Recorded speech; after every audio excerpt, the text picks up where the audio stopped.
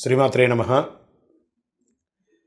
మా ప్రేక్షక మిత్రులందరికీ కూడాను శుభాకాంక్షలు.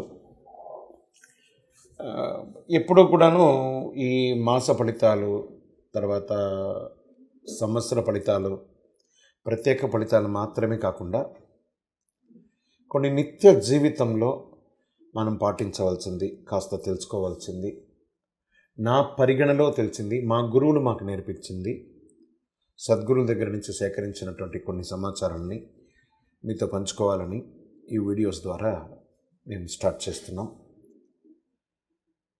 ప్రతి వీడియో కూడా ఒక 2 నిమిషాలు 3 నిమిషాలతో కూడినటువంటి ఒక వీడియోగా ఉంటుంది.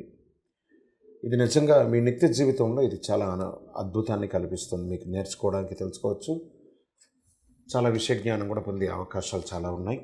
మా ఛానల్ మిత్రులందరూ చూస్తున్నారు. మళ్ళీ రిక్వెస్ట్, సబ్స్క్రైబ్ చేయండి, షేర్ చేయండి. మీ మిత్రులందరికీ ఇప్పుడు ఈరోజు వాట్సాప్లో, ఫేస్బుక్లో, ఇన్స్టాలో చాలా ఈజీగా షేరింగ్ ఉంది కదా. మీకు ఇది నిజంగా నచ్చింది అనుకోండి, జస్ట్ అలా క్లిక్ చేసి షేర్ చేసేసేయండి. ఆ పక్కన ఉన్న గంట గుర్తుని క్లిక్ చేసేస్తే మా సబ్జెక్ట్ అంతా కూడా మీకు వస్తూ ఉంటుంది. ఇప్పుడు జ్యోతిష్యపరంగా కొన్ని చిన్నవి కిటికలు తెలుసుకున్నాం. స్థిర చరాస్తుల్లో ఈ జ్యోతిష్య విశ్లేషణ ఎలా ఉంటుందని చూద్దాం. సాధారణంగా అడిగే ప్రశ్న, మా పూర్వీకుల ఆస్తులు మాకు కలిసి వస్తాయా? గురుగారు, మా జాతక ప్రకారం మాకు పూర్వీక ఆస్తులు వస్తాయా?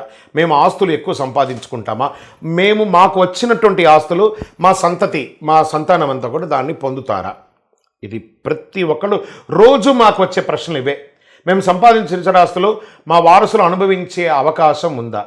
ఇటువంటి ప్రశ్నలు దీనికి ఎలా అంటే, జాతకుడి యొక్క లగ్నం నుండి 5 లేదా 11వ స్థానంలో శుక్లపక్ష చంద్రుడు ఉన్నప్పుడు మీ పూర్వీకుల ఆస్తులు ఎటువంటి ఆటంకం లేకుండా వస్తాయి.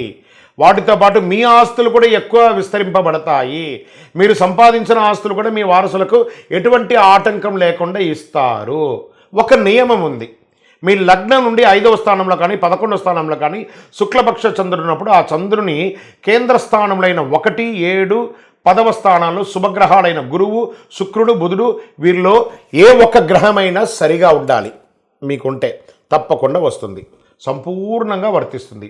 పూర్వీకులు సంపాదించిన ఆస్తులు ఏ ఆటంకం లేకుండా మీకు వస్తాయి.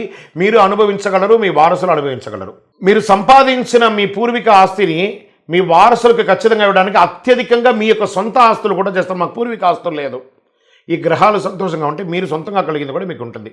స్థిర చరాస్తులు 2 కొంటారు. ఎల్లప్పుడూ మీ చేతిలో లిక్విడ్ క్యాష్ ఉంటూ ఉంటుంది. జ్యోతిష్ శాస్త్ర ప్రకారం ఏ లగ్న జాతకులైనా సరే 5వ స్థానంలో శుక్లపక్ష చంద్రుడు ఉన్నప్పుడు వారు అత్యధికంగా ధనాన్ని సంపాదిస్తారు, ధనవంతులు అవుతారు, సొంత ఇంటి కళ నెరవేరుతుంది. ఏ లగ్నానికైనా సరే 5, 11 స్థానాల్లో చంద్రుడు ఉన్నప్పుడు వాళ్ళు అదృష్టవంతులైనటువంటిది అని జ్యోతిష్ శాస్త్రం చెప్పబడుతుంది. దీనిలో 5వ స్థానం రాశిగా వచ్చినప్పుడు 100% ఫలితాలు పొందుతారు. 11వ స్థానం రాశిగా ఉన్నప్పుడు 90% ఫలితాలు వస్తాయి. ఈ యోగం ఉన్నప్పుడు మీ పూర్వీకుల ఆస్తులు లేదా మీరు సొంతంగా సంపాదించే ఆస్తులు తప్పకుండా సంక్రమిస్తాయి. స్థిర చరాస్తులు సంపాదిస్తారు. మీరు 10 మందికి ఆస్తులు ఇచ్చే స్థితికి ఎదుగుతారు. మీ వ్యాపారాలు కూడా ఇంత అటుడింతైనట్టుగా ఎదుగుతుంది.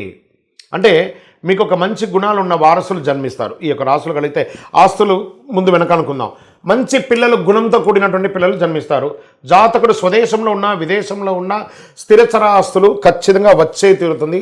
ఈ రాసులు ఇలా కరెక్ట్గా ఉంటే కష్టపడే తత్వం, తెలివితేటలు అద్భుతంగా ఉంటాయి. విజయోస్తు.